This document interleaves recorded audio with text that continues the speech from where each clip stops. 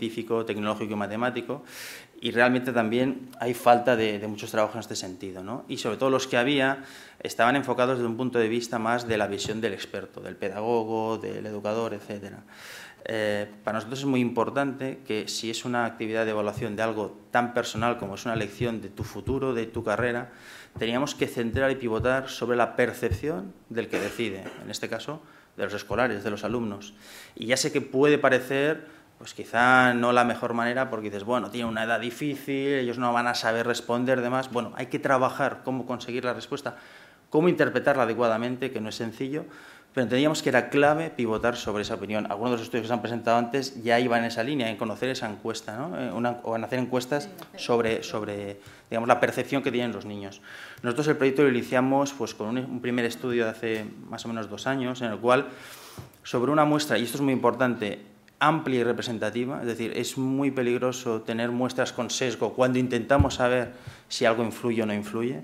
Es fundamental que cualquier muestra tengamos cuando hacemos el estudio, cuando queremos sacar conclusiones, no tenga sesgo, porque cambia mucho la percepción y lo que nos va a transmitir un niño que es un entusiasta de la ciencia de aquel que pues, no lo es o se le está dando mal y por tanto lo ve negativamente. Con lo cual, sobre una muestra, en este caso de casi 5.000 niños, empezamos a ver qué nos contaban sobre el proceso de elección. Incluso, y esto es lo que os decía, es muy importante, escogiendo una metodología de estudio que nos permitiese pasar por encima o desentrañar realmente la respuesta que había más allá de lo que podríamos determinar como un comportamiento social correcto. Me explico. Si tú le preguntas al niño si él escoge unos estudios por facilidad o porque va a ganar más dinero, en general te van a decir que no, pero realmente sí ocurre en muchos casos. Hay que saber cómo desentrañar esas respuestas. Nosotros, por ejemplo, lo que vimos en este caso es que les influían mucho los padres y realmente cuando sacas datos, independientemente de la respuesta que te den, sino de qué alumnos escogen más ciencias y los de un determinado nivel familiar, sociocultural u otro, hay variaciones clarísimas. También, bueno, antes ha salido, ¿no? Los programas de televisión, los profesores, los tutores, etcétera, ¿no? También cuando debíamos actuar, es decir, un niño tiene claro que va a estudiar ciencia o no va a estudiar ciencia, ¿en qué momento? Ya lo tiene claro desde primaria, ya es algo que no tiene claro hasta última hora. Nosotros vimos que esto, curiosamente, no la carrera concreta que va a estudiar, no esa profesión que le gusta, pero el voy a ciencia o no voy a ciencia, es algo que deciden desde de una edad bastante temprana. En primaria en general, principio de secundaria, esto está bastante conformado. Y esto es importante, todo esto que os explico, porque, bueno, dónde actuar, bueno, la diferencia entre chicos y chicas, los niveles socioculturales, sobre qué elementos actuar. Este, por ejemplo, es uno de los factores que vimos que era fundamental, es que más allá de que vean si las profesiones son atractivas o no, si hay salida profesional o no, si les gusta o no les gusta, un elemento que marca muchísimo la decisión en ir o no ir a ciencias es la capacidad autopercibida de los alumnos. En general, la mayoría de los alumnos que no van a estudiar ciencias porque no se ven capaces, no porque no valgan, ¿eh? Y en muchos casos nosotros miramos los datos de estas respuestas con expediente académico y ya os digo que no cuadraban para nada. Buenos expedientes nos decían que no se veían capaces de estudiar esto. Todo lo que engloba la ciencia, la tecnología, para ellos su percepción, insisto, es lo que hablábamos antes, la percepción de los niños de esta edad es que es complejo, difícil, solo para genios, solo para aquel alumno brillante, y esto marca mucho el tema de la decisión que después tomamos. De manera que, en primer lugar, pues si queremos tener impacto, tenemos que conocer bien a nuestro público, tenemos que conocer bien cuáles son sus motivaciones en este aspecto, ¿no? De cara a decidir unos estudios u otros. Aún así, con esta información, bueno, vimos que obviamente no es suficiente. Vale, tenemos una idea, vemos por dónde apuntar, pero yo ahora diseño mi actividad de comunicación y divulgación. ¿Y qué? ¿Ha funcionado? ¿No ha funcionado? ¿Ha impactado? ¿No ha impactado? ¿Cómo sé yo si esto ha ido bien o no? Bueno, tenemos muchos ejemplos de encuestas y demás en los cuales, pues bueno, podemos validar la calidad de esa acción, pero si ha gustado, si no ha gustado, si en ese momento ha generado algún tipo de interés, pero realmente, como decía Nacho antes, saber si hemos tenido un impacto en algo tan complejo como esto es muy difícil. Con lo cual nos planteamos cómo podíamos evaluar esto, ¿no? Entonces, partimos de una base que es, entendemos que esto de la vocación es un proceso decisional que se va conformando a lo largo del tiempo y a través de la influencia de un montón de factores. Antes apuntábamos algunos, pero son pequeños inputs o grandes inputs que van conformando tu decisión. De manera que, frente a un primer planteamiento, como os decía antes, ¿no? ¿Qué es lo que queremos? ¿Cuál es el foco? Bien, las vocaciones, ya hemos definido cómo, pero el impacto, ¿cuál es el impacto que queremos medir? También es importante determinar bien esto. Porque una primera tentación es, bueno, pues sabemos si estudian o no estudian, si escogen o no escogen el itinerario. Bueno, como decía Nacho, no solamente estamos hablando aquí de que haya profesionales, que también, ya hemos dicho que era importante, pero también hablamos de que a nivel de sociedad necesitamos que haya más ciudadanos que tengan esa capacidad crítica, que tengan una educación científica adecuada para poder tener una opinión formada, para, bueno, de hecho, dar pie a esa Responsible Research and Innovation, ¿no? Entonces, claro, no nos podemos quedar en simplemente escoge o no escoge. Tenemos que ir a algo un poquito más fino, más complicado también, es cierto, ¿no? Que es lo que llamamos la propensión a estudiar. Nosotros, al final, lo que nos hemos planteado es medir, de algún modo, la propensión a estudiar ciencia, tecnología, matemáticas que tiene un determinado individuo, un escolar.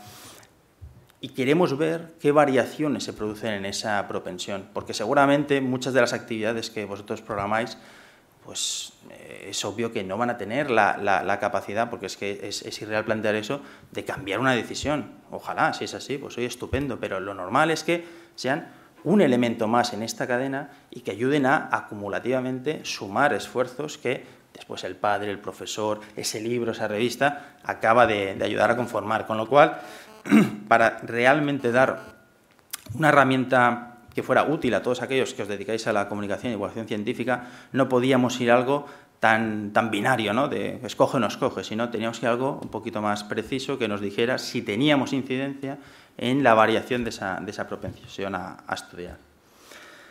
Como comentábamos antes, elementos que pueden intervenir aquí, muchísimos. Nosotros también el primer paso que dimos tras el primer estudio que habíamos hecho para determinar cómo podíamos evaluar esto era saber realmente cuántas variables pueden incidir o pueden influir en la decisión de un alumno de estudiar o no estudiar ciencia y tecnología.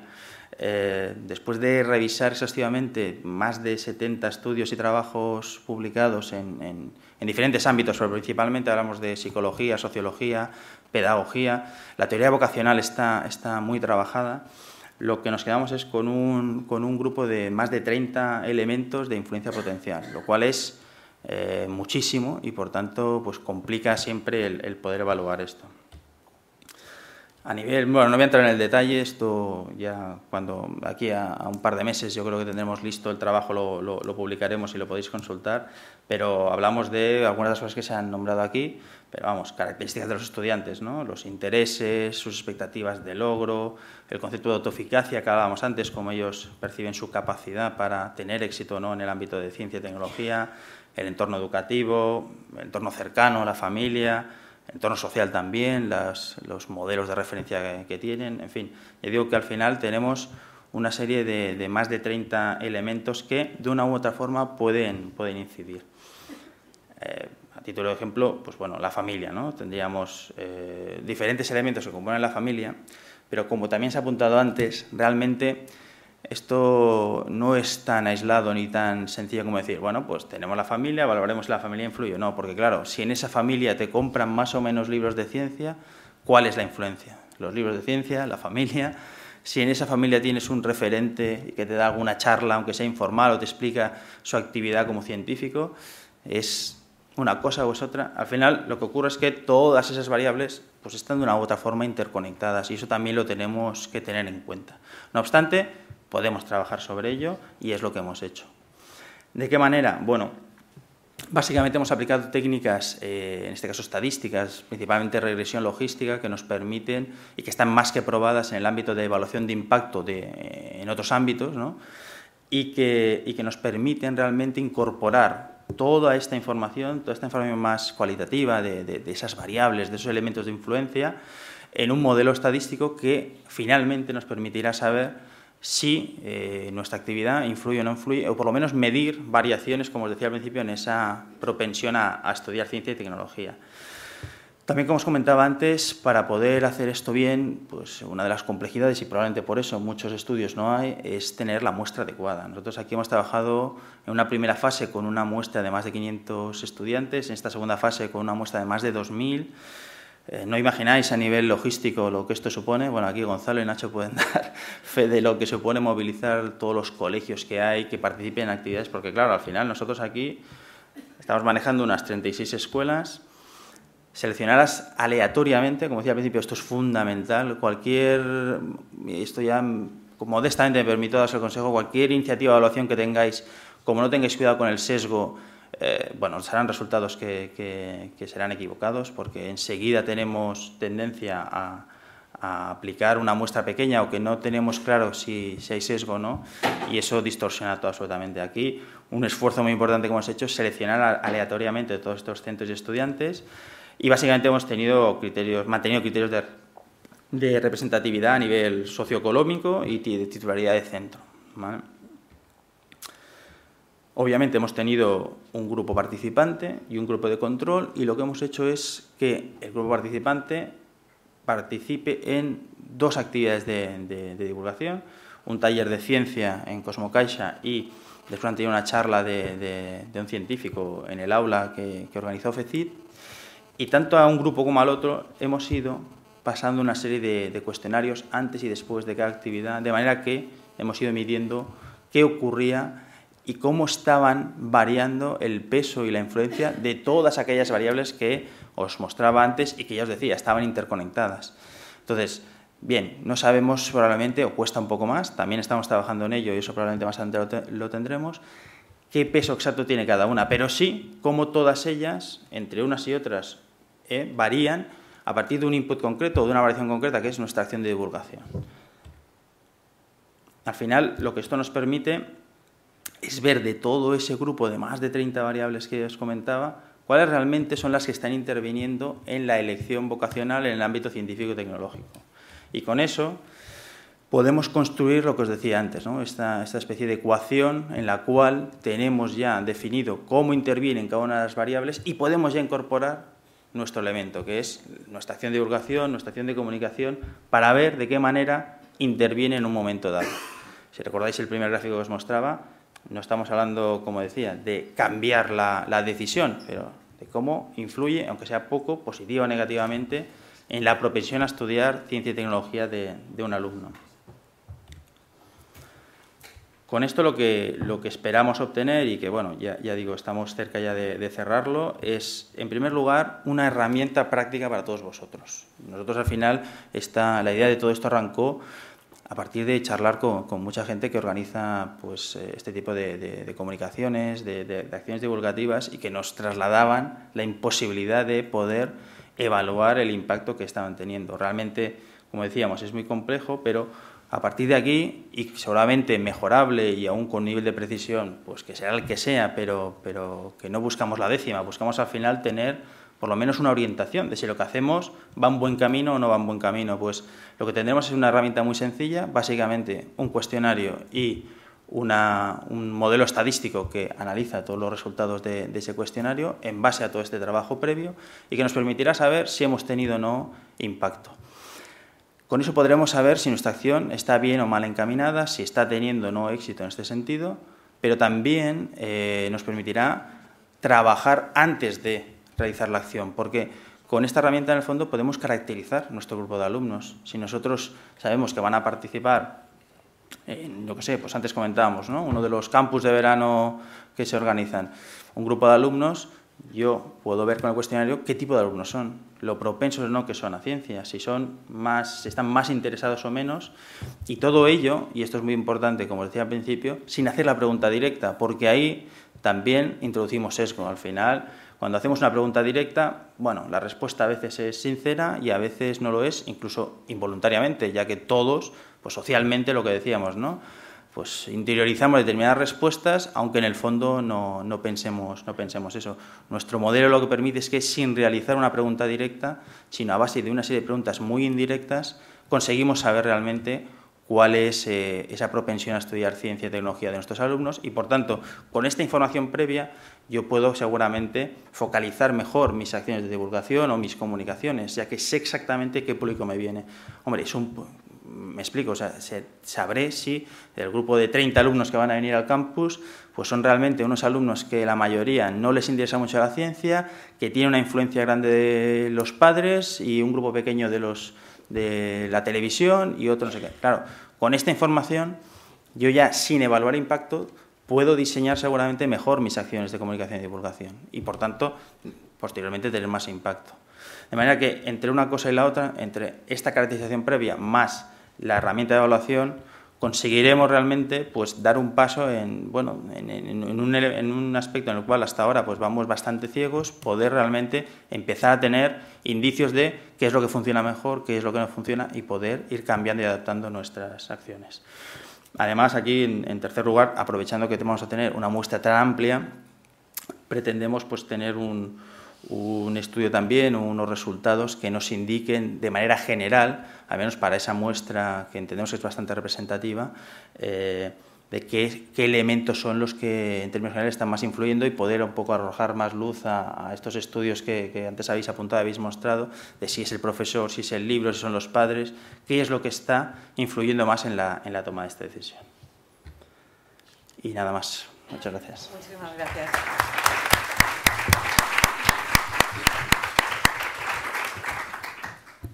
Gonzalo.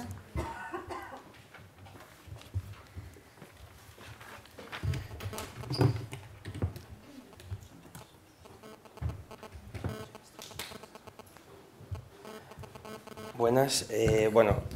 Como decía Gemma, gracias por la presentación. Trabajo en FECIT hace un tiempo y bueno, hoy me dijo Gemma que si quería venir a hablar de lo que hacíamos en FECIT en vocaciones científicas al hilo del estudio que hemos hecho con Everis y con la Fundación La Caixa. Antes que nada decir que con respecto al estudio que ha comentado Sergio, claro, a nosotros cuando nos lo planteó Ignasi, porque vino por parte de la Fundación, nos pareció una idea muy necesaria porque evidentemente cada año, ahora os lo contaré, invertimos un dinero importante en actividades de divulgación científica, invertimos no solo lo que hacemos nosotros, sino lo que financiamos a otros. Y claro, no teníamos una herramienta general de evaluación. Nuestra idea, si este proyecto al final, en una tercera fase, lo seguimos, que es nuestra intención, es poder, con este cuestionario y con esta herramienta, poder estandarizar de alguna manera el modelo de evaluación de las actividades que nosotros hacemos y que financiamos en divulgación científica destinada a jóvenes, ¿no? Y esto es para nosotros, imaginaros si todas las actividades que financiamos y todas las actividades que hacemos utilizamos el mismo método de evaluación, la potencialidad que puede tener para realmente justificar que el Estado invierta dinero en vocaciones científicas, la cantidad que luego os contaré que invierte, ¿vale? Entonces, simplemente voy a ser breve, algún dato de contexto, lo que hacemos y hacia dónde queremos tirar.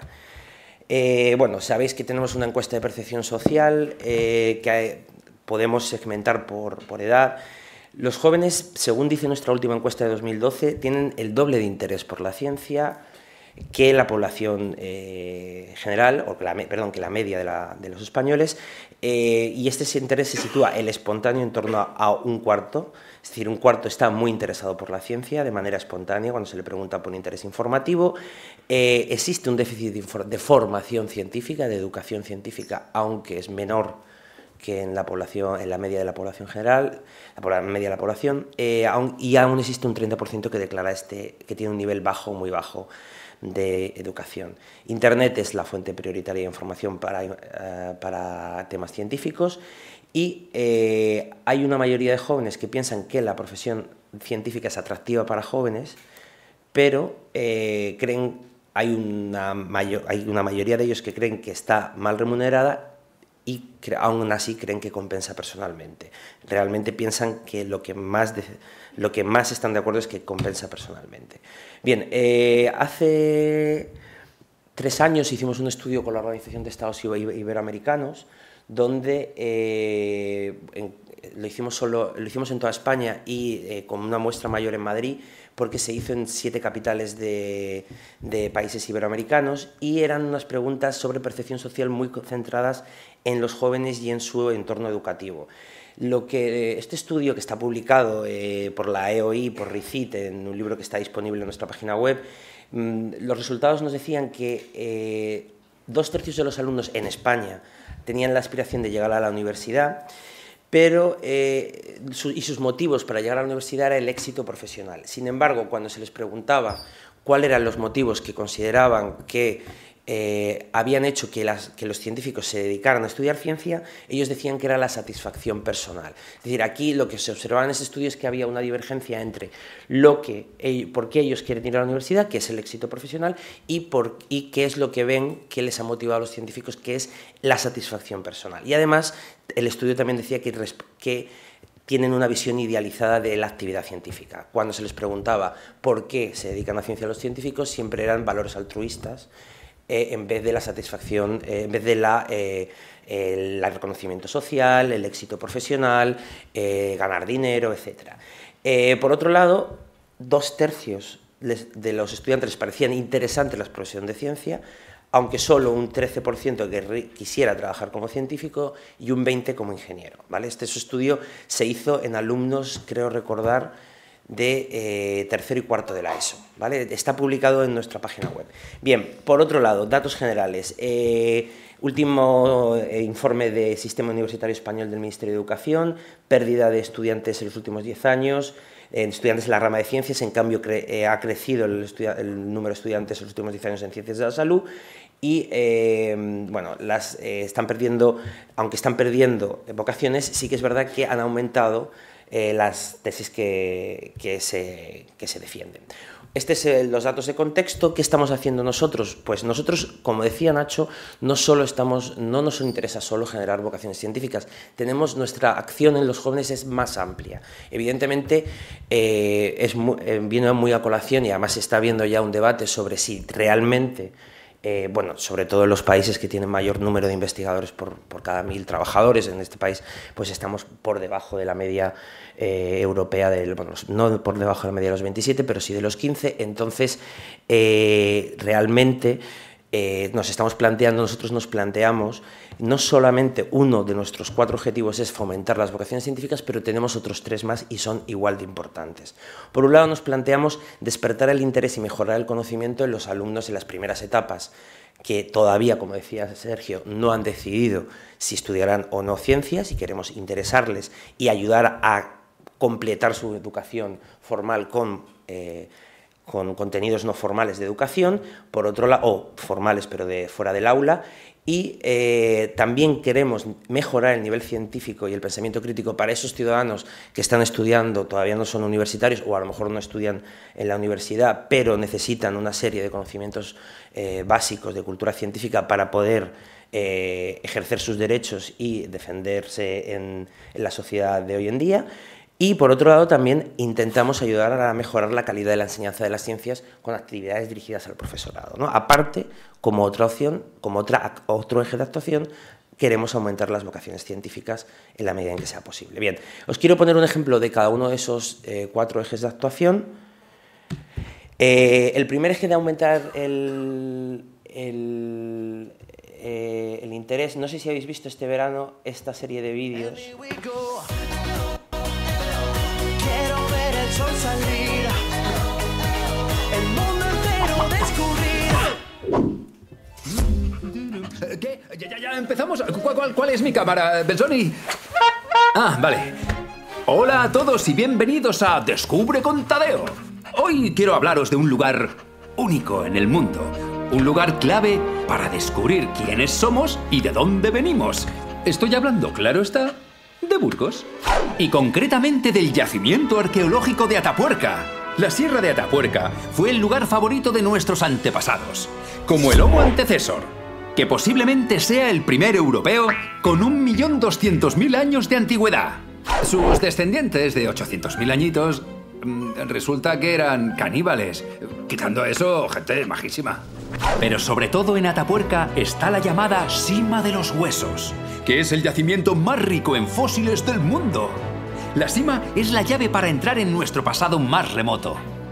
Por desgracia, cuando se descubrió estaba muy deteriorado por culpa de arqueólogos aficionados. No veas la que liaron. En fin, tras grandes esfuerzos, nuestros aguerridos paleontólogos hicieron un asombroso descubrimiento en 1992.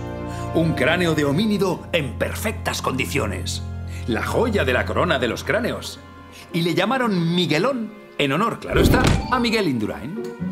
Se han hecho muchos descubrimientos desde entonces, como una pelvis completa a la que llamaron Elvis, y que adora el rock and roll. ¡Atención, futuros paleontólogos! En Atapuerca quedan muchísimos misterios por descubrir, así que preparaos y no dejéis de ir al Centro Nacional de Evolución Humana en Burgos para seguir descubriendo. ¡Yeah! Esta serie es un ejemplo para nosotros. Bueno, esta serie para nosotros es un ejemplo de por dónde podemos o tenemos que ir en acciones que fomenten el interés en general por la ciencia, sobre todo en los más pequeños, ¿no? Es muy curioso este proyecto, la verdad es que estamos muy orgullosos de él porque fue... bueno, conocimos a los productores de Tadeo Jones y les propusimos, oye, ¿por qué no hacemos...? Nuestro director les dijo, ¿por qué no hacemos algo de ciencia? Y dijo, no, pues oye, nos viene bien para promocionar la segunda temporada, como es arquitecto, oye, ¿por qué no hablamos de centros españoles? Oye, ¿y por qué no elegimos y tal? Entonces, bueno, estuvieron trabajando, sobre todo Jesús Hidalgo, nuestro compañero, también Pampa y alguna otra gente de la fundación, estuvieron trabajando con la productora en elegir los centros, en elegir los temas y, como habéis visto, pues se está emitiendo en Telecinco, o sea, imaginaros, Telecinco, que yo leía por ahí en un tuit, aleluya, o sea, el mundo se acaba, Telecinco pone ciencia, ¿no? Pues se está emitiendo en Telecinco, en 4, en Factoría de Ficción y en Boing, que es la cadena de niños de Mediaset. Yo lo he visto antes de Sálvame, o sea, imaginaros la potencialidad que tiene. Eso es, yo no sé si, ya no lo ponen antes de Sálvame porque se han debido dar cuenta que les baja el ser, entonces ya les quita. Pero bueno, es un proyecto que va a tener 26 capítulos de 2 minutos y que se están emitiendo continuamente en estas televisiones, ¿no? Y además, lo mejor de todo es que no hemos puesto un duro, hemos puesto solamente nuestra capacidad, nuestro contacto con los centros. Por ejemplo, aquí hay varios centros que han colaborado, ¿no? También dar las gracias a los 26 centros porque nos han cedido imágenes, han estado también colaborando en el guión, etcétera, ¿no? Bien, como ejemplo de acciones dirigidas a mejorar la cultura científica y a fomentar un pensamiento crítico, pues conoceréis probablemente el Camión Movilab, que ha recorrido localidades pequeñas de entre 15 y 40.000 habitantes de España. El año pasado recorrió 28 localidades, tuvieron 14.000 visitantes. Y bueno, la verdad es que son talleres con un camión donde por la mañana van escuelas y por la tarde van público general. Como acción estrella de vocaciones científicas tenemos campus científicos de verano, ya lo conocéis todos, 16 universidades, 1.800 participantes, más de 8.000 estudiantes. Yo no sé si habéis estado viendo nosotros en Twitter hemos alucinado este año con la cantidad de chavales que realmente habían vivido la experiencia del campus científico de verano, que es una semana en un centro de investigación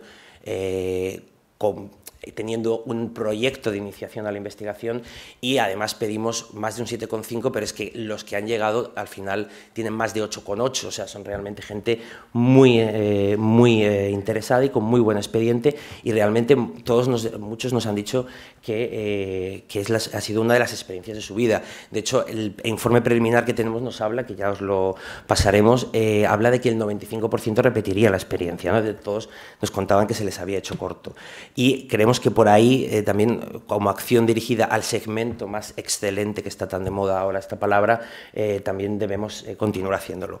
Y por último, acciones dirigidas al profesorado. Todos los años hacemos también unidades didácticas de apoyo en temas concretos.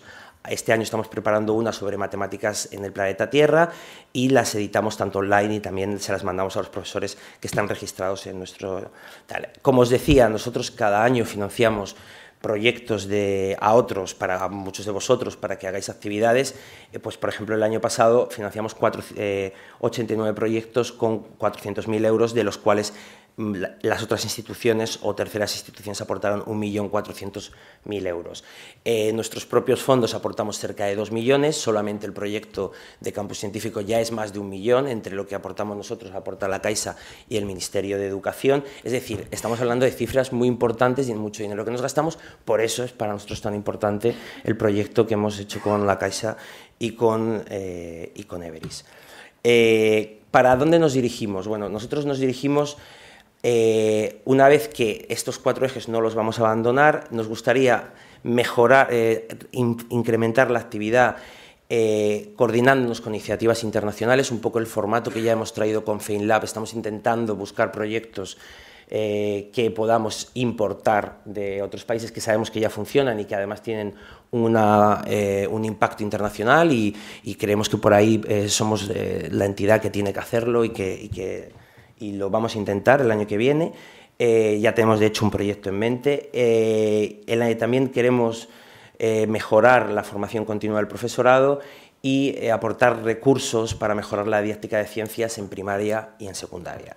Y, bueno, solamente por terminar, deciros, el otro día estaba con Juan Luis Arzuaga, que nos dio una charla, estuvimos allí con él después, y después visitamos el yacimiento de Pinilla del Valle, que por cierto os lo recomiendo. En la Sierra de Madrid han encontrado restos neandertales y tal, y nos decía, mira, aquí tenemos 150 voluntarios que están todo el verano excavando, y lo único que les damos es el alojamiento y la experiencia de vivir este campamento, digamos, científico. Dice, más de la mitad son de Castilla y León y cerca de un 30% son de Burgos. Dice, algo estamos haciendo bien cuando hemos conseguido con el proyecto de Atapuerca involucrar a una población que probablemente nunca se hubiese interesado por estudiar arqueología. Por lo tanto, creo que también tenemos desde vuestras universidades, desde vuestros centros de investigación, hay una labor muy importante de convencer a los estudiantes que están en secundaria de que se acerquen a los centros, de que compartan con nosotros. Así que nada, esto es lo que quería contaros. Gracias.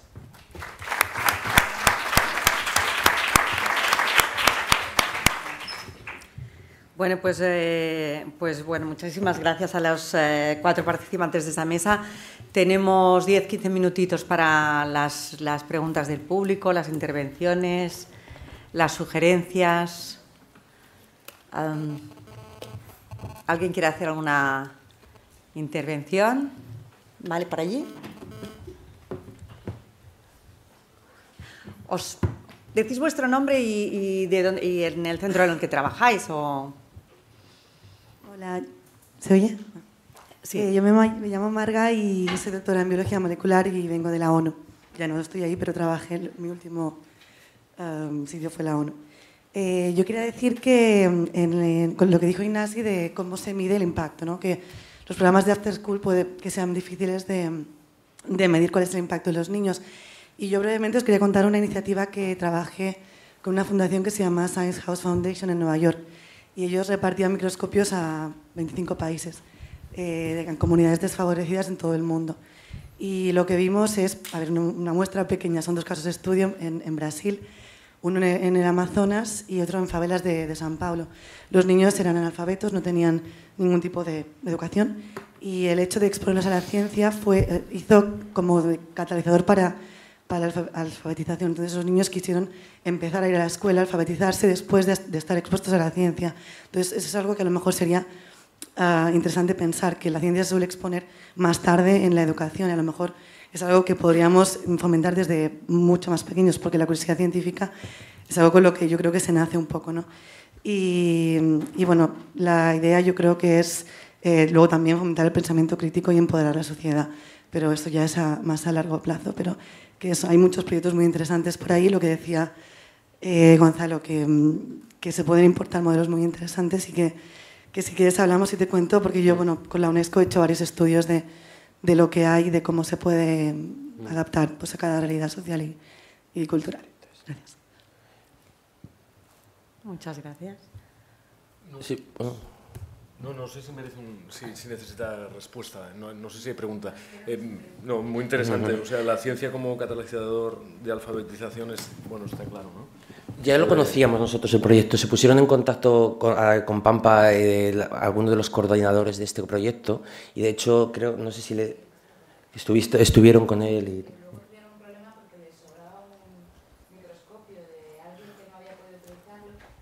Espera, que creo que no te oyen desde atrás.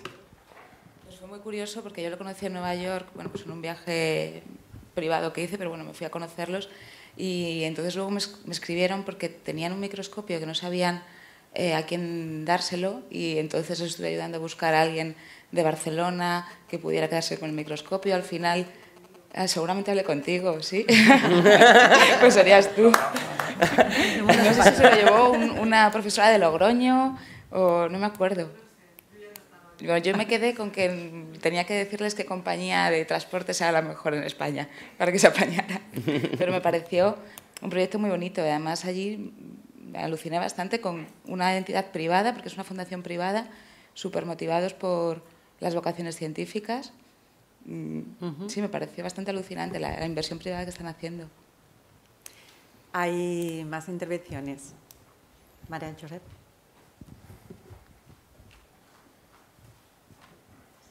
Bueno, vais viendo el nivel de la sala que tenemos, ¿eh? Porque aquí está la mesa, pero la sala y los participantes en estas jornadas, la verdad es que siempre estamos súper orgullosos del nivel que hay.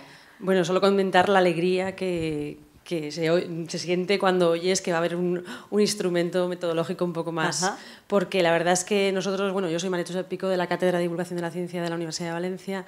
Estamos haciendo desde hace unos años que Chema preguntaba, ¿hacéis evaluación? Entonces, pues así, como de una forma rudimentaria, empezamos a hacer indicadores cualitativos y la verdad es que estamos avanzando, bueno, a nuestro nivel, ¿no? Para las justificaciones y demás, pero la verdad es que sí que cuando tú dices cómo luego evaluar las vocaciones, es una cosa que se nos escapa mucho desde las universidades. Y mi intervención básicamente es para felicitaros y una cuestión de autocrítica, y es que yo veo que nosotros desde la Universidad de Valencia estamos haciendo las actividades de divulgación para gente demasiado mayor. Y creo que cuando tú dices 6, 14 años, sí que es la edad más adecuada, porque nosotros estamos haciendo rutas matemáticas que vosotros las valoráis mucho, porque son unos itinerarios por la ciudad de Valencia. La ciudad de Valencia la concebimos como un escenario de la didáctica de las matemáticas y la verdad es que funciona muy bien, pero yo creo que muchas veces llegamos tarde y ahí no sé si la gente que organiza actividades también le pasa lo mismo, que no sé si por las nuevas tecnologías cada vez es necesario llegar a públicos más jóvenes. No sé si esa evolución es solo hacer ese apunte, que creo que... Muy bien, enhorabuena.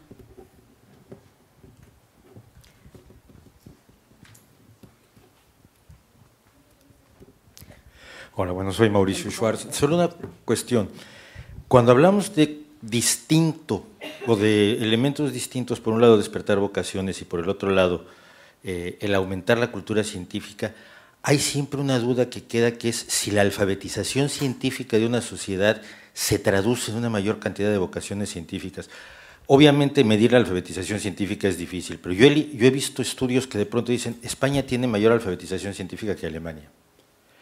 Por lo menos en cuanto a la cantidad de personas que pueden entender un artículo de divulgación científica de alto nivel. Y sin embargo, lo leí, me puse la misma cara que tú, me quedé igual como vale. Pero, ¿qué relación realmente puede haber entre la alfabetización científica de la sociedad y la cantidad de vocaciones científicas que se generan en esa sociedad mediante la comunicación? Estados Unidos es un país donde el 70% de las personas no entienden la sección de ciencias del New York Times. Sin embargo, genera una enorme cantidad de vocaciones científicas. Entonces, ahí hay algo que parece una disonancia y que no sé si alguien se ha preocupado en tratar de resolver. Yo, dos cosas. El estudio de la Fundación BVA, lo que pasa es que estaba también en Estados Unidos, creo recordar, eran 15 países. Creo que estaba, bueno, aquí decían, creo que salió en todos los periódicos, ¿no? Que solo el 15% o sea, solo el 46% de los españoles era capaz de decir un científico conocido, ¿no? Desde luego en Europa occidental sí que estábamos por detrás, ¿eh? Creo recordar, estoy hablando de memoria, pero creo recordar que todos los países del norte de Europa sí que tenían una mayor alfabetización científica.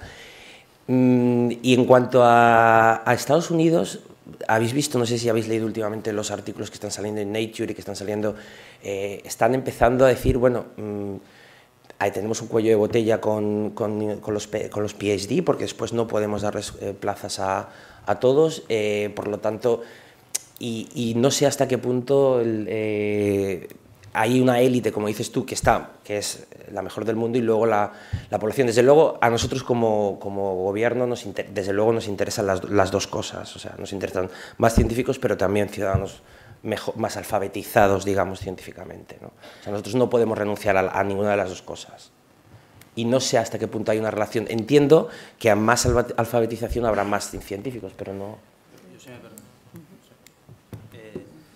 Yo no tengo, digamos, datos muy concretos de la relación, pero sí que en el primer estudio que os he mostrado antes muy rápidamente, sí que se muestra una relación clara entre, y que además es muy humana y muy natural, en que normalmente me gusta aquello que se me da bien. Entonces, en la medida que yo entiendo mejor, tengo más alfabetización científica, me siento más cómodo con elementos de ciencia, mejoran mis resultados a nivel escolar y demás, me gusta más. Entonces ahí muy probablemente ese círculo existe, y con una mayor alfabetización científica y una mejora en la comprensión de los elementos científicos por parte de los escolares, mejorarían las vocaciones. Ya os apuntaba antes que un elemento que está matando muchas vocaciones es el que no se sienten capaces, que lo ven muy difícil, que lo ven muy complejo. Bueno, si incidimos ahí de algún modo, muy probablemente las vocaciones aumenten. Aquí hay una pregunta. Hola, yo soy Marta Roqueta, de Departamento de Comunicación del Hospital de Mataró, y sobre la representación de los científicos en los medios, encontré un estudio del Guardian en que se debatía qué impacto tiene Big Bang Theory, que es una serie de físicos, en las vocaciones científicas. Había gente que había dicho que sí, porque los científicos que salían se representaban como que tenían un sueldo precisamente, mientras que la compañera de piso, que era actriz, tenía que malvivir como camarera, etc. Y además se destacaba la labor de las chicas científicas, porque la mayoría de novias de estos chicos son también científicas. Entonces, era para decir que había este estudio y que también lo he colgado en Twitter por si a alguien le interesa. ¿Y qué opinabas tú también, que has estudiado este tema? Vale, mira, vamos a hacer una ronda de 3 preguntas más. Sí. Y lo digo porque como ya estamos en tiempo, hacemos estas 3 preguntas que habéis levantado la mano. Primero aquí en medio, a ella. Es que no sé tu nombre. ¿De la coleta? Sí. Vamos a hacer estas 3 preguntas y luego damos una ronda de palabras a la mesa. Yo soy Claudia Grossi, postdoc en el Instituto de Ciencia del Clima de Barcelona. Y bueno, más que una pregunta, era una reflexión, porque he visto que hasta ahora todos los estudios han buscado una relación lineal entre la propuesta de divulgación científica y las vocaciones científicas. A lo mejor se tendría que empezar a pensar en un método estándar, sea un método que apliquen todos los grupos que hacen estos tipos de estudios, llamámoslo epidemiológico, porque son estudios que son a larga escala temporal, y que tengan en cuenta de alguna relación multivariable, porque tú tienes también la influencia de la familia, del humus cultural en general, donde está creciendo el niño. Y luego decir que lo que decía el doctor Remiro, ¿sí? Que no me acuerdo el nombre. Bueno, Sergio. No, él. Sí. Que también la vocación científica crece de manera proporcional a la crecida del humus cultural del país. Quiero decir, un más alto nivel de alfabetización científica llevará a más vocaciones científicas. Vale, gracias. Bueno, esto, como es muy puntual esta intervención, yo creo que sí que se la podemos contestar, ¿no? Si es multivariable o es lineal, Sí, bueno, la asociación. De hecho, bueno, he intentado simplificar bastante lo que estamos haciendo y quizá ahí, pues en algún momento no acabo de explicar toda la complejidad del estudio. Realmente, justamente nuestra herramienta esta que hablábamos, lo que incorpora es este concepto que hablas tú, es decir, no la relación directa de la acción de divulgación, sino cómo esa acción